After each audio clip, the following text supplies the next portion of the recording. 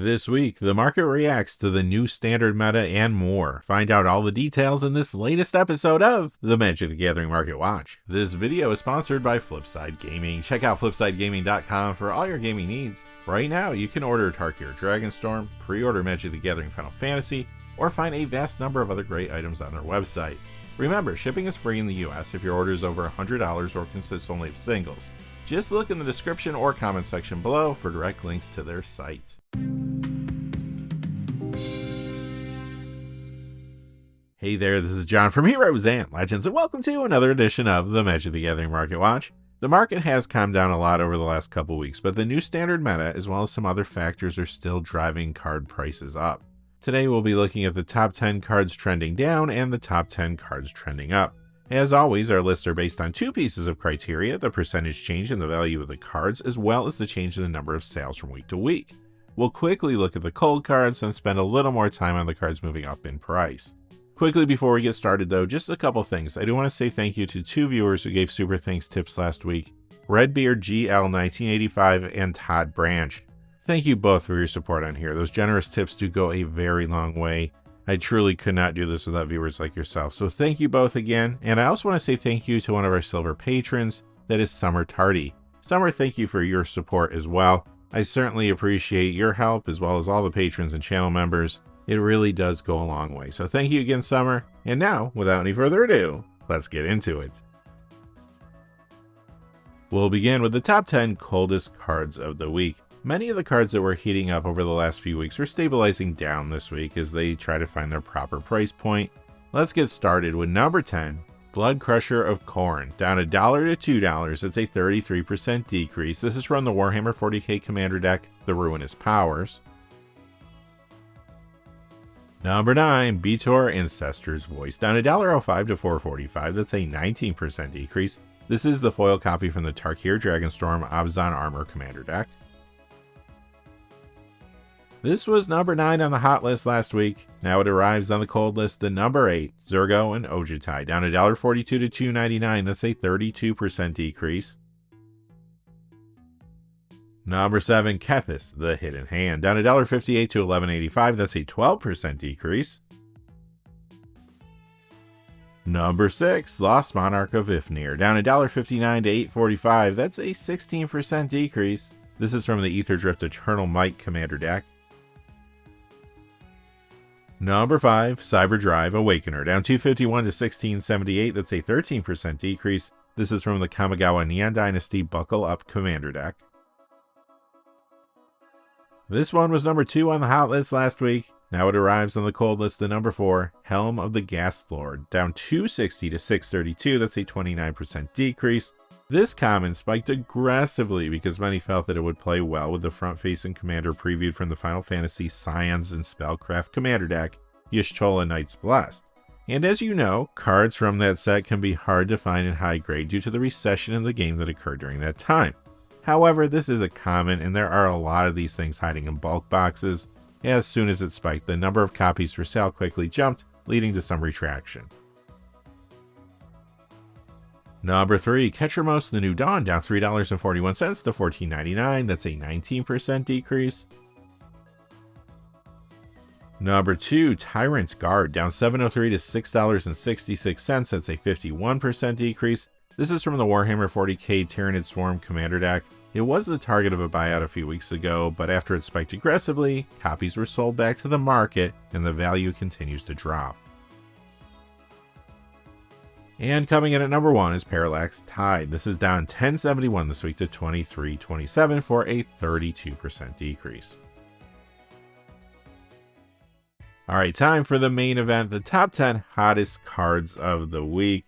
Like I said in the opening, Standard's playing a big role here this week. Final Fantasy previews are as well though. Let's look at number 10.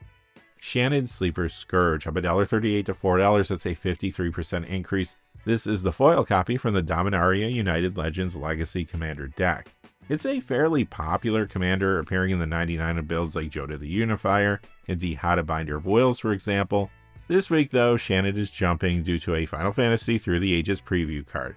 I'm seeing some players putting Xenosia Galvis / Shinryu Transcendent Rival in commander deck lists around Shannon Sleeper Scourge.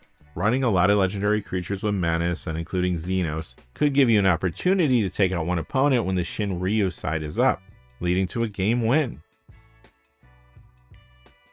Number 9, Into the Flood Maw, up $1.43 to $4, that's a 56% increase. This Bloomburrow Uncommon is spiking right now because of Standard more than anything, more specifically because it's a 4 of in the wildly popular and successful Is It Prowess deck. Tarkir Dragonstorm brought the build Cori-Steel Cutter, and it's just taken off. Typically you see 2 or 3 copies of Into the Flood Maw in the main, and then 1 or 2 in the sideboard. In fact, this will not be the last time we see cards spiking today because of their role in Is It Prowess. However, this is in some other standard decks too, like Teamer Prowess and Simic Tempo. Plus, I've seen some trying it out in Jeskai Oculus, Is It Tempo, and Is It Aggro. Over in Pioneer, this appears in Is It Phoenix, Hidden Strings, and Is It Prowess. It gets a good amount of modern play too in Belcher, Dredge, Electro Rhinos, Grixis Reanimator, and sometimes Is It Prowess. Into the Flood Maw even shows up a little in Legacy where it's played in some sideboards. You see it in Lion's Eye Diamond Dredge, Grixis Artifacts, and sometimes Halday Echo Stoppy. And it appears in the sideboard of Vintage Oops All Spells. Additionally, the card is in 1v1 dual and regular commander builds. In dual commander, it's in the popular Lear Disciple of the Drowned builds, for example. Over in regular commander, Into the Flood Maw is in several decks like Piper Wright Public Reporter, for example. It's even seen more play there recently since some players have been adding it to the Aetherdrift Eternal Might commander deck, while others have been using it in fresh builds around Hashitan Scarab's Fist from there. Into the Flood Maw is also in commander decks now around Taigam Master Opportunist from Tarkir Dragonstorm.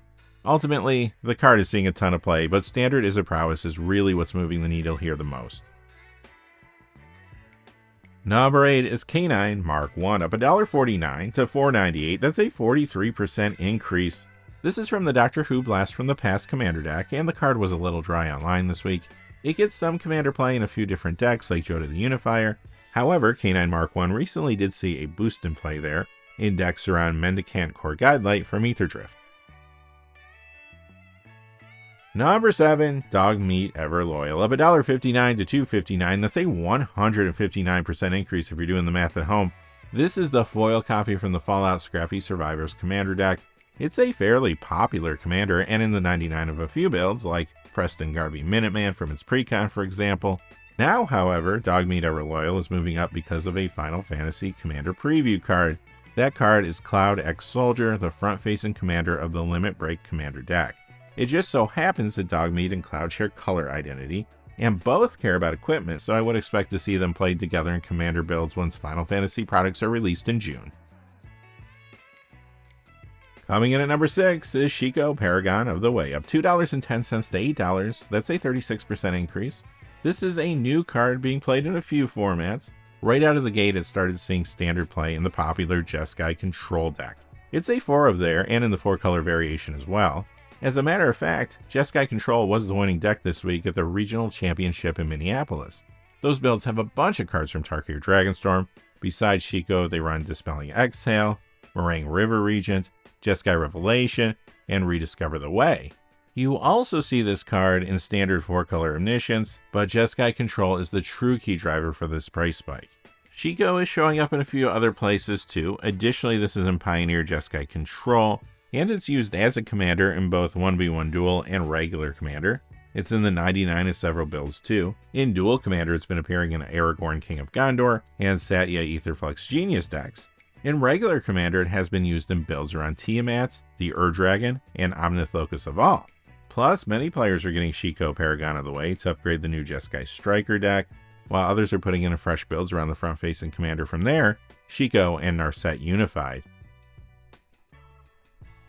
Quickly, before we get to our top 5, just a fast reminder, this video is sponsored by Flipside Gaming. Check out flipsidegaming.com for all your gaming needs. Right now, you can pick up Tarkir Dragonstorm products there. You can pre-order Magic the Gathering Final Fantasy products as well, or pick up any number of other great items on their website, Magic related or otherwise. Remember, if your order's over $100 or consists only of singles, shipping will be free in the United States. And if you're looking for a direct link to their site, just check out the description or the comment section below. I do have links posted in both of those places. And now, without any further ado, let's get to the top 5. Number 5, Nethroi Apex of Death. The Ikoria Layer of Behemoths copy is up $1.38 to $4.74. That's a 41% increase. The Dominaria United Commander copy from the Painbow deck is up $2.13 to $6.90. That's a 45% increase. This is a popular commander, and it's in the 99 of some builds like Ramos Dragon Engine, for example. However, this is spiking now because of the additional play it's getting in the wake of Tarkir Dragonstorm. It's a great upgrade to the Abzan Armor Commander deck, and some players are using it for fresh builds around a couple cards from there. The front-facing commander, Felithar the Steadfast, and Betor Ancestor's Voice. Nethroi Apex of Death is also in commander decks around Betor Kindaal from the main set. Coming in at number 4, Agent's Toolkit, up $2.26 to $3.75. That's a 152% increase. This is from the Streets of New Capenna Bedecked Brokers Commander deck. Currently, this is seeing a little commander play. It can appear in builds around the partner commanders Blue Royal Raptor and Owen Grady Raptor Trainer, for example. Now though, a Final Fantasy Commander preview card is moving the price here. Players and speculators are interested in Agent's Toolkit because it could play well with the front-facing commander for the Final Fantasy Counter Blitz deck. That is Tidus, Yuna's Guardian. A week ago, this was number 14 on our expanded hot list. Last week it checked in at number 4. This week it's up one spot to number 3, Slick Shot Show Off, up $2.69 to $15.03. That's a 22% increase. This card has been getting a lot of play in multiple formats, but again, Standard is having the biggest influence on its price. There, Slick Shot Show Off is found in several builds along with Cori-Steel Cutter from Tarkir Dragonstorm. And that includes the very successful Izzet Prowess deck, as well as Rektos Aggro, Izzet Aggro, Temur Prowess, Boros Burn, and Jund Aggro. Over in Pioneer, Slick Shot Show Off is in more decks with Cori-Steel Cutter, Rektos Prowess, Izzet Prowess, Boros Prowess, and Boros Pia.